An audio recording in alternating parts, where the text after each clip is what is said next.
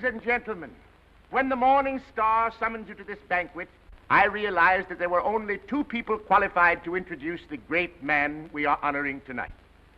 Either my humble self or that pearl among journalists, Mr. Wallace Cook, my great friend and star reporter. You said it. I want Mr. Cook himself to tell you the great feat he performed, not only for the Morning Star, but for mankind itself, in interesting our guest of honor in this great project.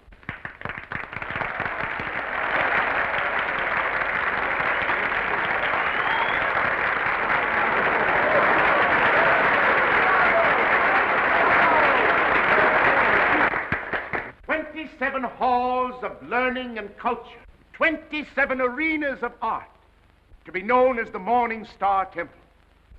And for every dollar we contribute, our guest has pledged himself to give 10. Ladies and gentlemen, it is my great honor to introduce to you a prince with a heart as big as his pocketbook, that fabulous and magnificent potentate of the Orient, the Sultan of Mazulpan.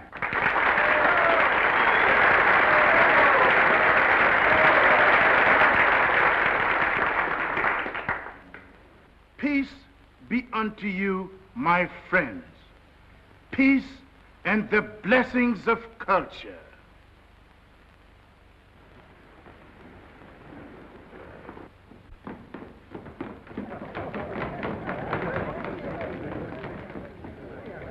That's him. That's my husband.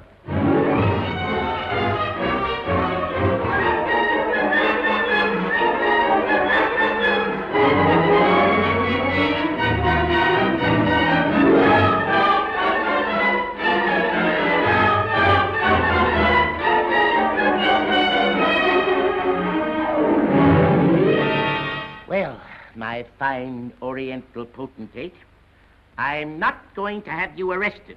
I'm going to put you on the payroll as a janitor. Thank you, sir.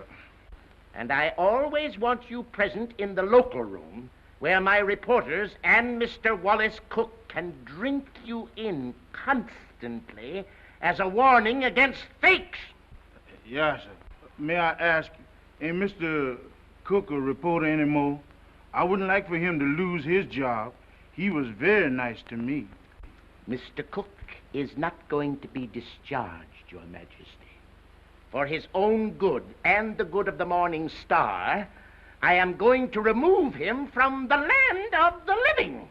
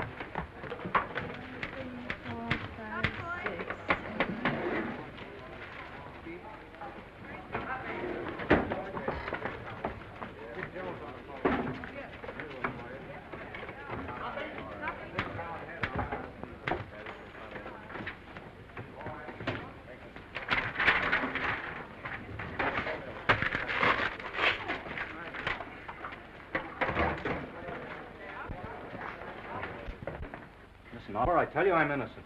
I was just as fooled by old Black Joe as you were. I believed everything he said just as you did. Now, Oliver, either you cut out these fat-headed monkey shines of yours and let bygones be bygones, or I'm walking out of this fish trap right here and now. You're under contract to the Star for 5 more years. You're not in a position to resign unless you wish to retire from journalistic efforts over that period. Oliver, you're not going to keep me pounding out obituaries for 5 years. Those are my plans, Mr. Cook. That's gratitude. I'm the best reporter you ever had. I've handed you 100 scoops. Tisn't fair, Oliver. Tisn't human. Shut up! Oliver, I don't like to say this, but the paper is going to rack and ruin with me hidden away in that water cooler. Look at this. What's that?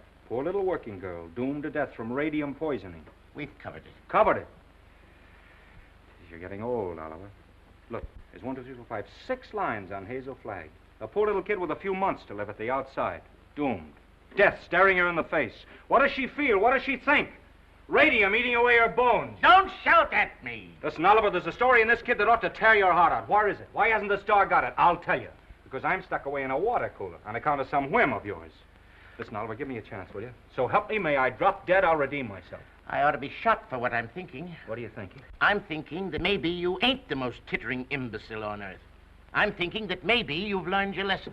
Oliver, so help me. I'll be in Vermont by morning. I'll dig you up a story that'll make this town swoon. Here's my hand on it.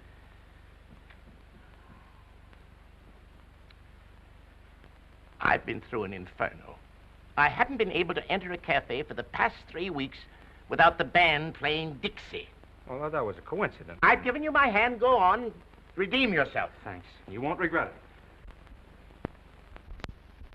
If I don't come back with the biggest story you ever handled, you can put me back in short pants and make me marble editor.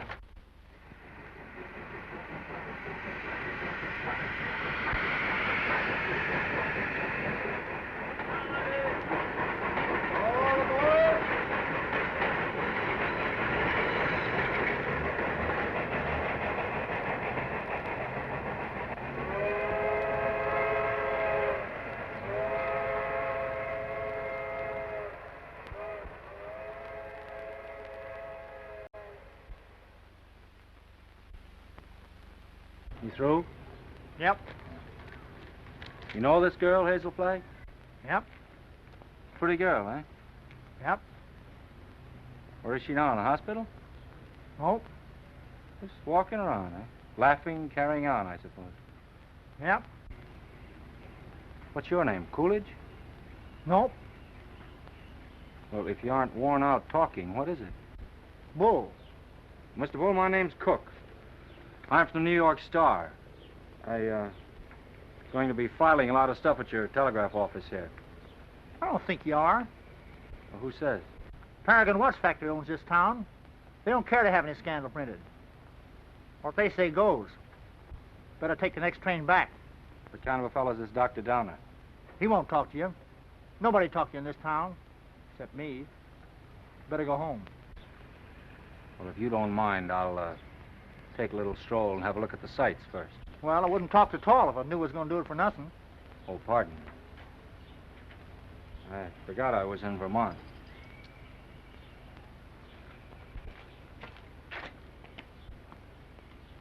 Oh, well.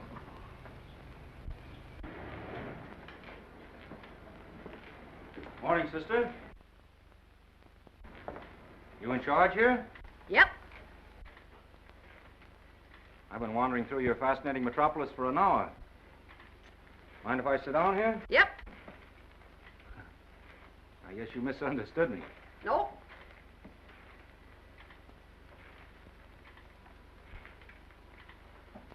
You know Hazel Flag? Yep. Any idea where I could find her this morning? You're a newspaper man from New York. How'd you guess that, sister? You was described to me. Will Bull can shoot his mouth off to you all he wants, but not me, nor anybody else in this town.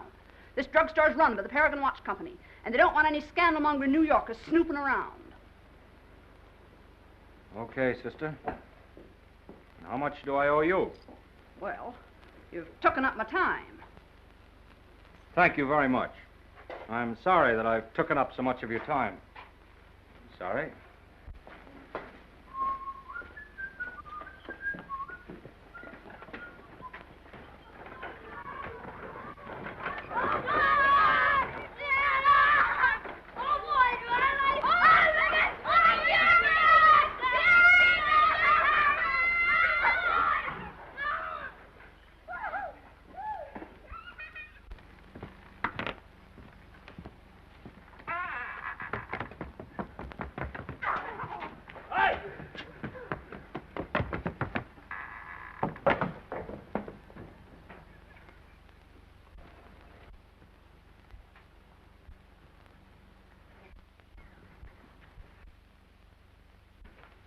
Oh, good morning. Dr. Downer in? Yep. Is that his office? Yep. Would you tell him Mr. Cook would like to see him? Tell him yourself.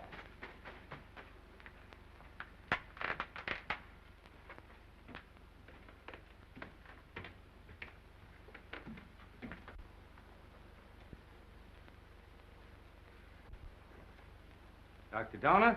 Yes? My name's Cook. I'm up here from New York. Sit down. I'll be with you in a minute.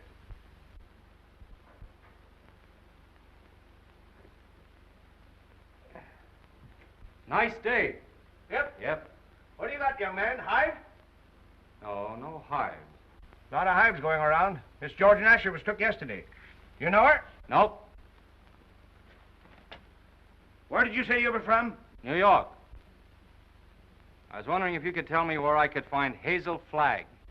From New York, eh? Yep. You know what I think, young fella? I think you're a newspaper man. I can smell him. I've always been able to smell him. Excuse me while I open the window.